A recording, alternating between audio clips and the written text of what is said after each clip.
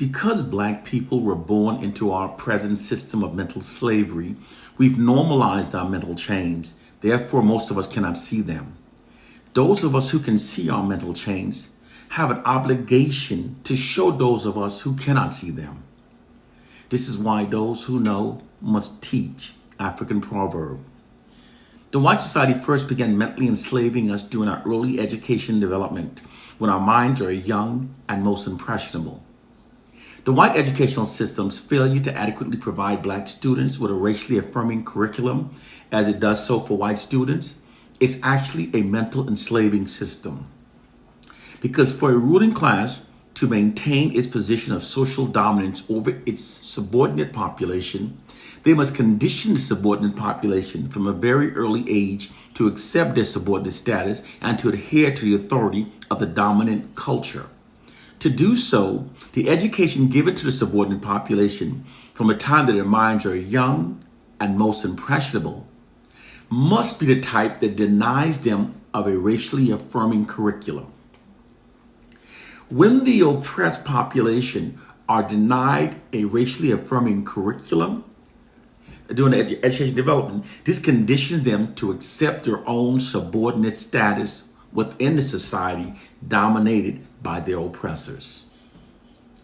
When the oppressed have been denied a racially affirming education, even the brightest among them may have little of any hope of mentally extricating themselves from their feelings of inferiority and their assigned low dominated position within the society.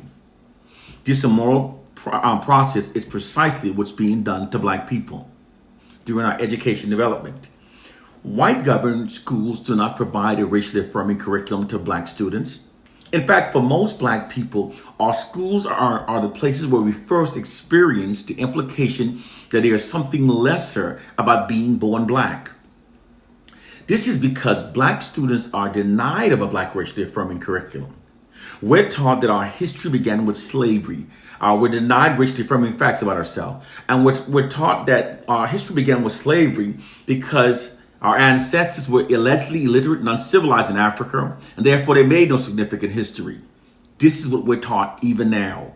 And this black racially devaluing educational curriculum is being pumped into the impressionable young minds of generations of black children without being counterbalanced by an equal amount of positive black racially affirming information.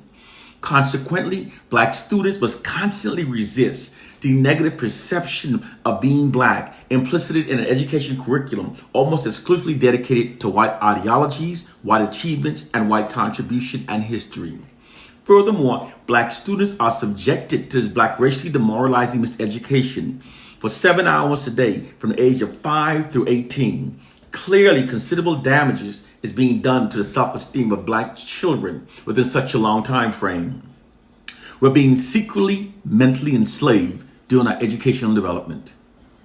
Those of us who don't critically think never notices our mental change. Then after we graduate from school, the mental change are reinforced unrelentingly through unrelenting media propaganda campaigns. The white media's unrelenting negative depiction of black people that amplifies the negative to the point that it distorts our reality is so much more just biased media reporting. It's actually an insidious black racially demoralizing divide and conquer psychological warfare campaign. It's being done to us every day. Demoralizing divide and conquer is a method of maintaining control over a targeted population through constant and unrelenting demoralization in order to create self-hate and division between them. This system is deployed like a massive media marketing campaign that constantly subjects black people to receiving only the fraudulent and worst narratives about ourselves. Within this system, fraudulent black racially devaluing and demoralizing propaganda is being pumped unrelentingly into the unsuspecting minds of black people, without being challenged or counterbalanced by an equal amount of black racially affirming information. It conveys the subliminal message that black people are now our own worst enemies and that we therefore need whites to govern over our lives. Moreover, that black people should respect, trust, and admire only whites. This system is extremely effective because when black people are repetitively presented with these subliminal narratives from the white media sources, it can be very difficult to resist the implied propaganda programming, especially when the propaganda is being told daily and so unrelentingly. Its weapon is the demoralizing message that it carries and the way that it adversely affects the black population in terms of our behavior and our perception of ourselves. With time, many black people unable to refute the constant negative information told about us eventually comes to accept it as being true. Many black people then experience a profound feelings of humiliation and ask themselves, why we can't get our act together?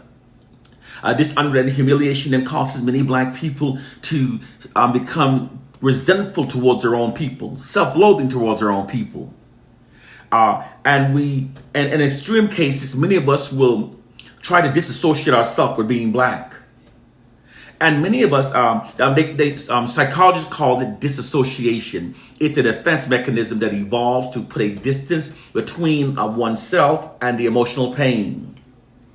Some black people will then make it their personal mission to go out of their way to try to show white people that we're not all bad. This is all possible because people are like computers. All you have to do is keep giving them certain information every so often, and you can persuade an entire generation of people towards an implied objective. It doesn't matter if the information is true. Most people respond the same way because we got the same information.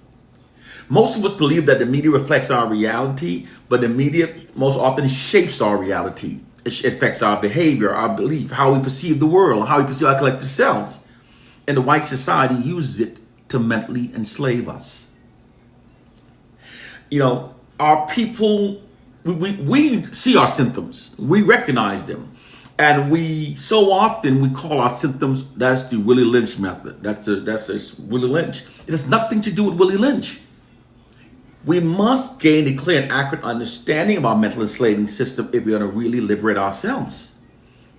We cannot do it. We cannot assign a myth to our true conditions.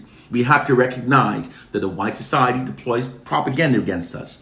Those black people who think they confirm their negative assessment about our racial group are delusional, because it's not possible to confirm the collective state of millions of people based upon anyone's individual experiences. Those false negative perception about our racial group was actually deliberately ingrained into our collective minds by the white society, who writes all of our narratives. They control our narratives, our statistics, our media images. They own our interpretation of ourselves. And they keep us believing the fraudulent worst about ourselves.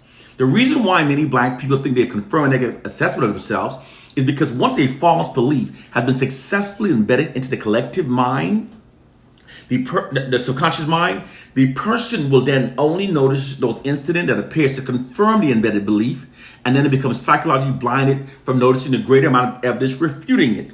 This is why they will then insist that they see it for themselves that is true, although it's not. Keeping us believing the fraudulent worst about ourselves is how the white oppressive forces now controls and subjugates black people. It lowers our collective self-esteem, and it shifts our collective aggressions away from the white society and redirects it against ourselves. And as I said, they started lowering our self-esteem beginning with our education development, and it's reinforced through media programming. We have to recognize the war against our minds and how we are being constantly manipulated. And this psychological warfare system provides the white society with a more proficient method used for controlling black people, given that it isn't easily recognized nor easily comprehended by many of its black victims. For unlike the past blatant racist subjugation system that black people were easily able to identify and therefore develop counter strategies against, this system is not easily recognized nor easily comprehended by the black victims. And white racism always works best when the black victims no longer recognize it. This psychological warfare system is at the root of the profound feeling of self-hatred and division that's now affecting black people. And it's also at the root of the internalized feelings of superiority that many white people have. This is how they mentally enslave us. When those symptoms that we see among our people, the dislike towards their own people, the seeking, revering whites, it's not a slave syndrome. We are being mentally enslaved through the white society's unrelenting and ongoing monopoly over information that's fed into our minds. This is how we're mentally enslaved. And because we were born in this system, we've normalized it. People are walking around normalized, insisting that black people are our worst enemies, loving white people, and get angry at those who try to shake them and show them how their minds have been mentally enslaved. Those who know must teach. One love and peace.